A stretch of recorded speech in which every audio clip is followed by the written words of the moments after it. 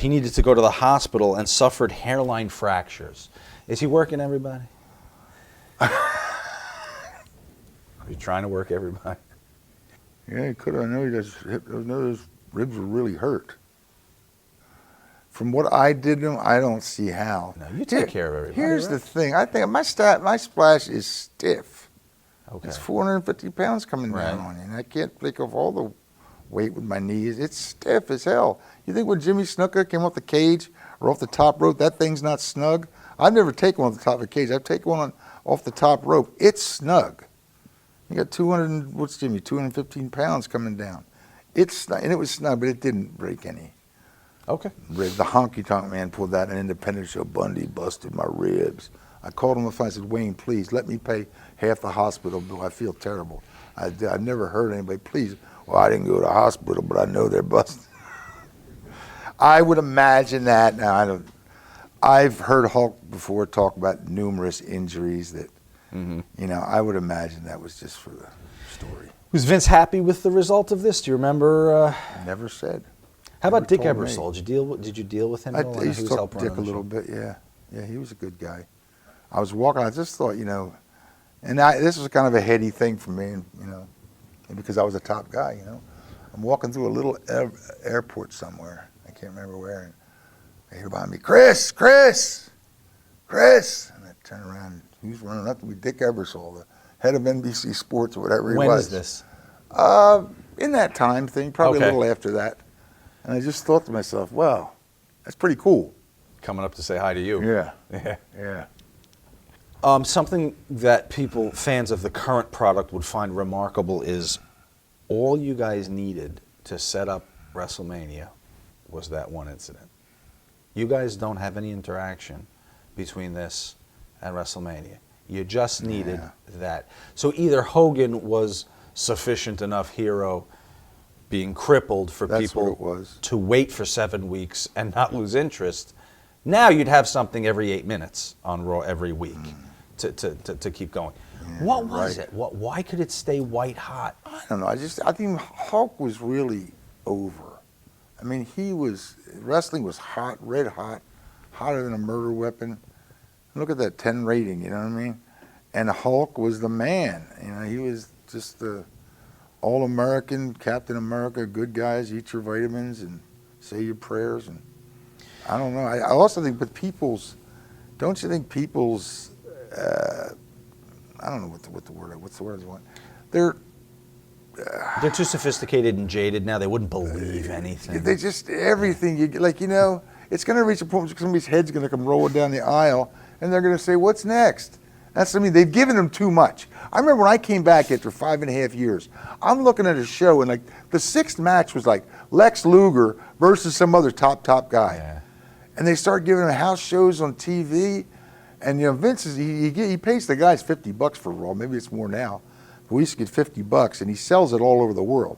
He's making a fortune off it. And that's why I believe they have to be competitive matches on Raw now. Part of the reason, I think.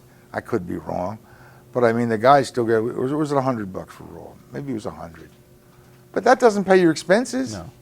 By the time you get a hotel for $75 and eat and get a rental car.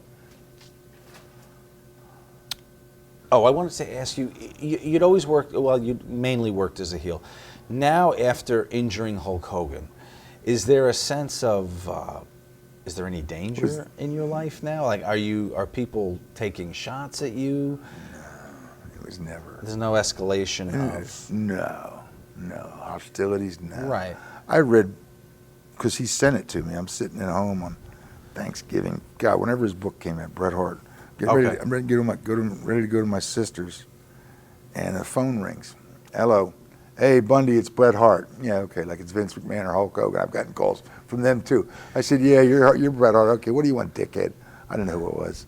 And he convinced me it was Bret Hart. He said, I wanted to send you a copy of my book. I said, okay, great. And I get his book, and he talks about an incident when it was either him or Neidhart. The three of us were together. And one of them I think it was Neidhart, just pushed out into the crowd at Madison Square Garden after the show. Usually I left in the ambulance. Right. But just pushed out in the crowd, hundreds and hundreds of people.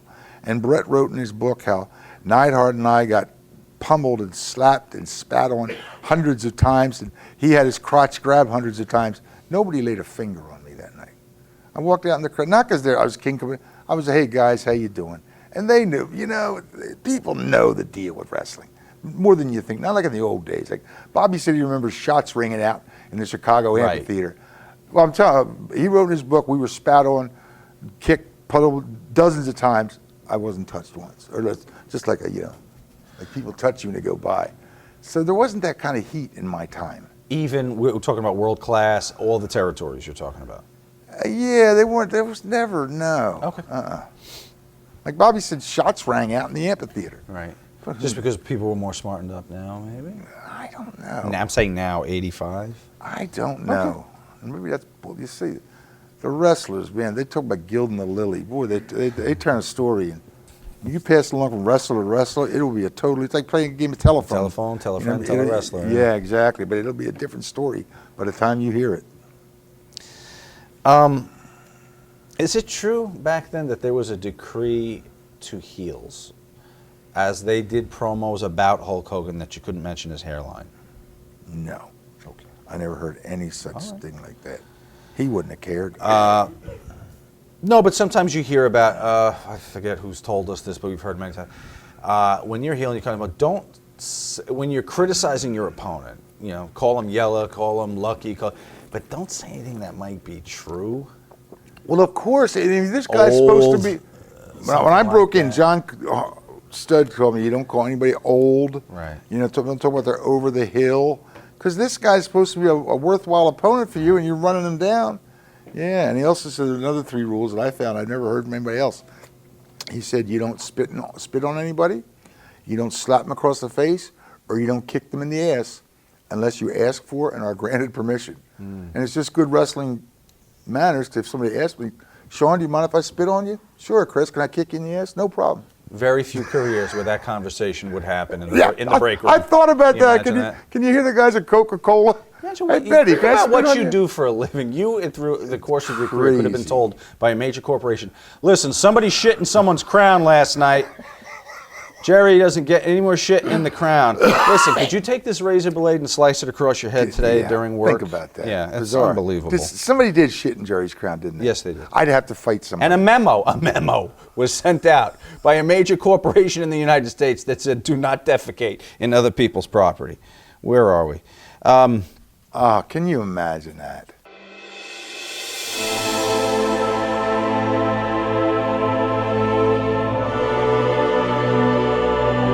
So following the angle on Saturday Night's Main Event, you score